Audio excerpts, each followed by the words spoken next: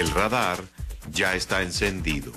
Además de ser el presidente de una de las naciones más pobladas del continente, a Felipe Calderón le ha correspondido, más que a sus inmediatos predecesores, dos problemas complejos: el desbordamiento del narcotráfico en su peor expresión de criminalidad y unas contradictorias políticas migratorias en su vecino, Estados Unidos.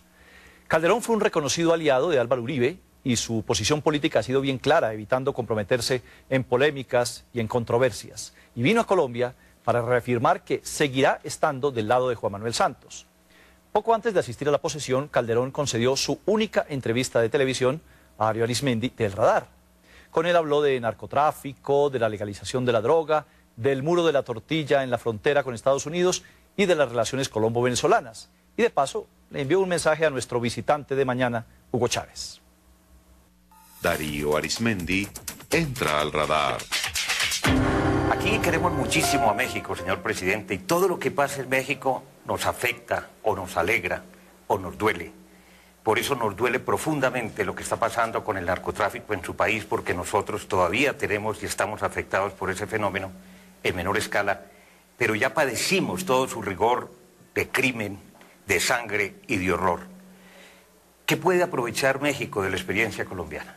Me parece que en el momento que Colombia se decidió a confrontar con determinación a los criminales, el crimen comenzó a ceder y empezó a ganar el Estado.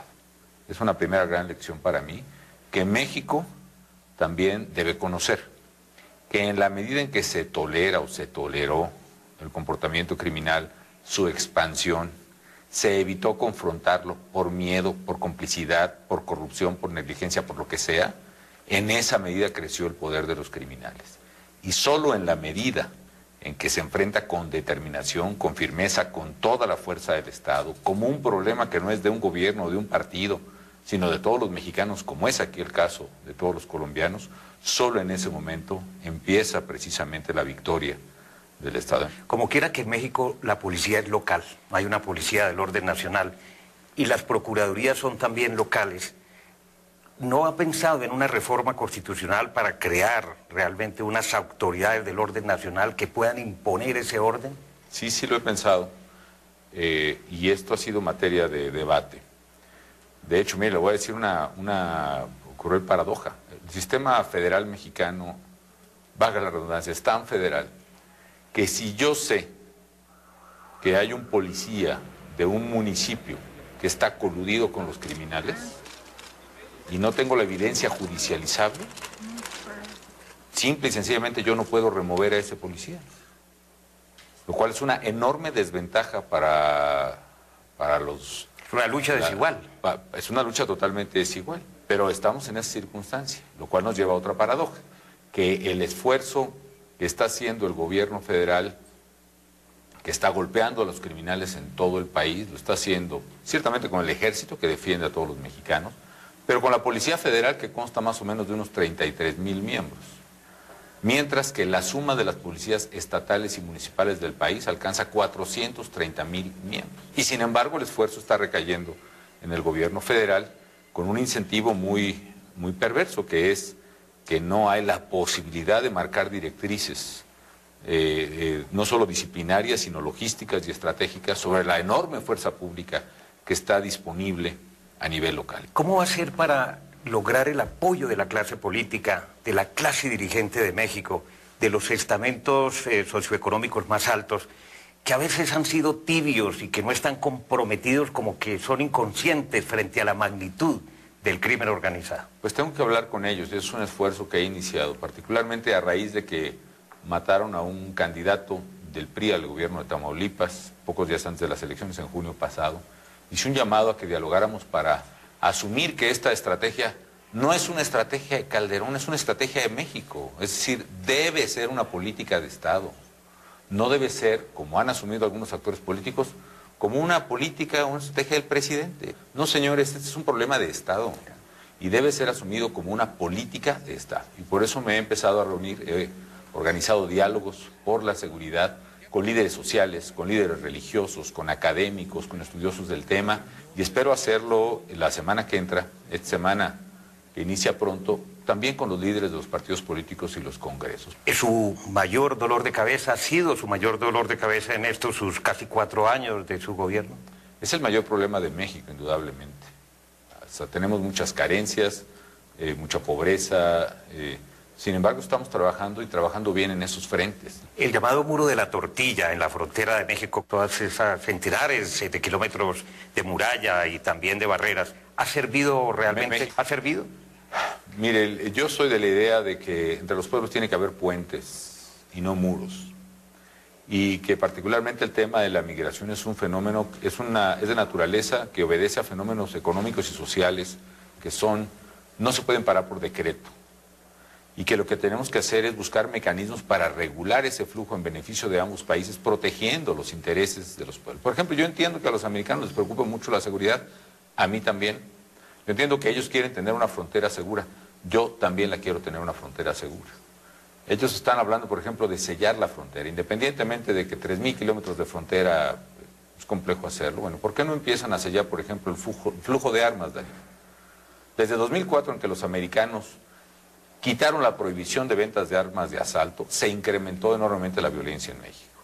¿Por qué? Porque yo en estos 3 años y medio hemos decomisado 85,000 armas, incluyendo casi 50,000 rifles de asalto, AK-47, R-15, es decir, capacidad de fuego para armar uno o varios ejércitos.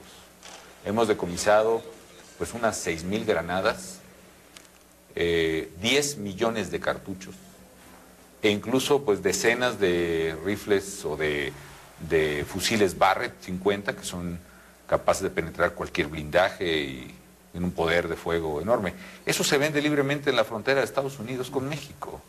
¿Quieren sellar la frontera? Séllenla para las armas, porque está prohibido que las exporten a países donde su uso está prohibido. Presidente Felipe Calderón, hay un debate público desde hace algunos años en el mundo entero con respecto a la posibilidad de la legalización del consumo. Recientemente incluso usted planteó que ese debate sea democrático, que sea abierto, que sea pluralista.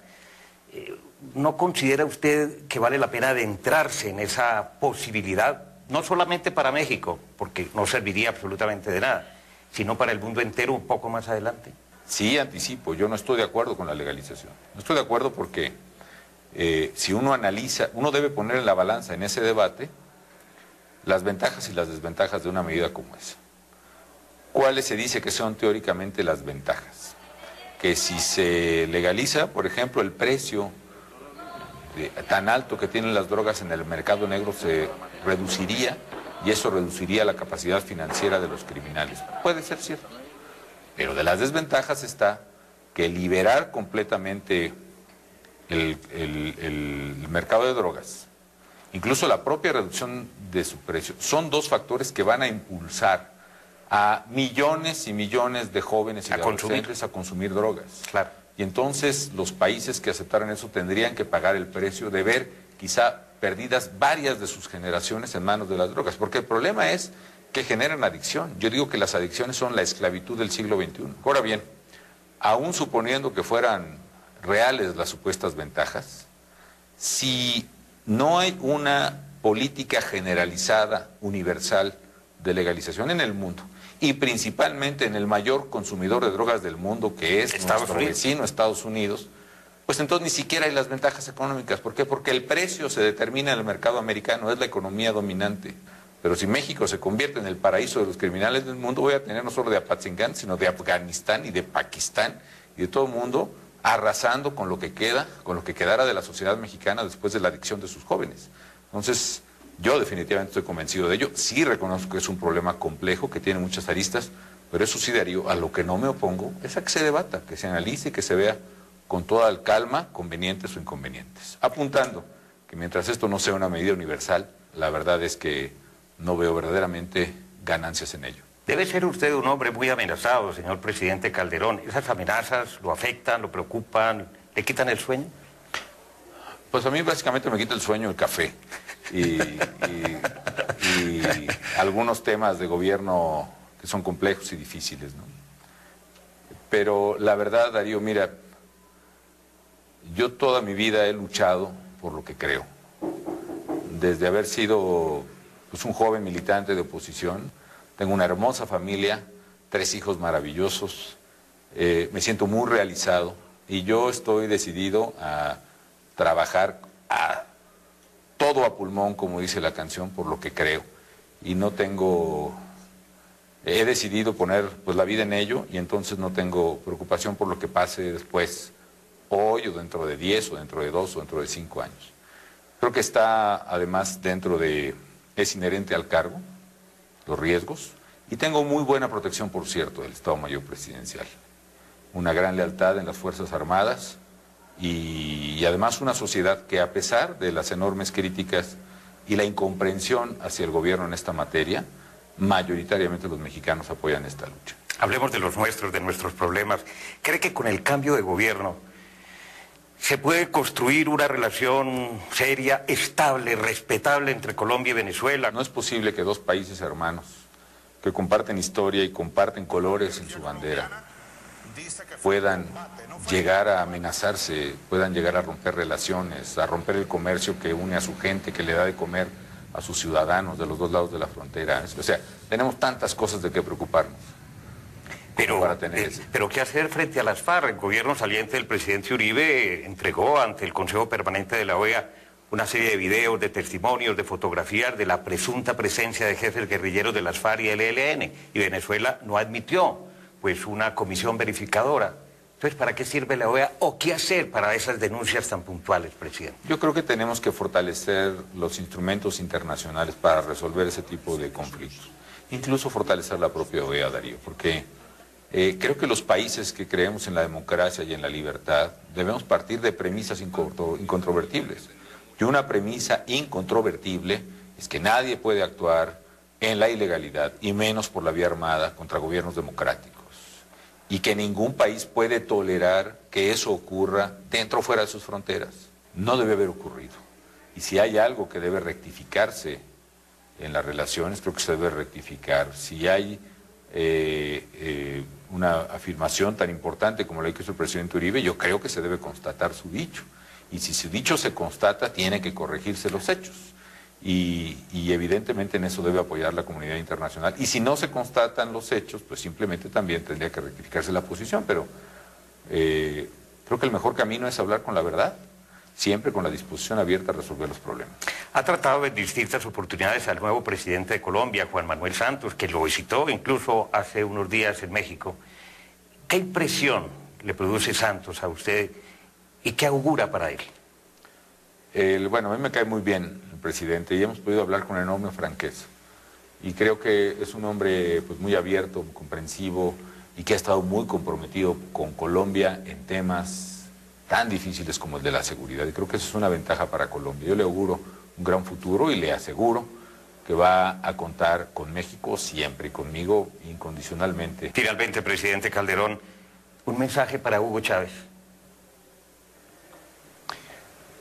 Simplemente que América Latina necesita a todos sus líderes trabajando juntos en el camino de la responsabilidad y en la defensa de los principios que compartimos. Esos principios que compartimos son la democracia, la libertad, el respeto a unos a otros, la justicia. Mil gracias al presidente de México, Felipe Calderón, quien ha estado en directo para Caracol Radio, la W de México y el programa El Radar del canal Caracol. Gracias, Darío.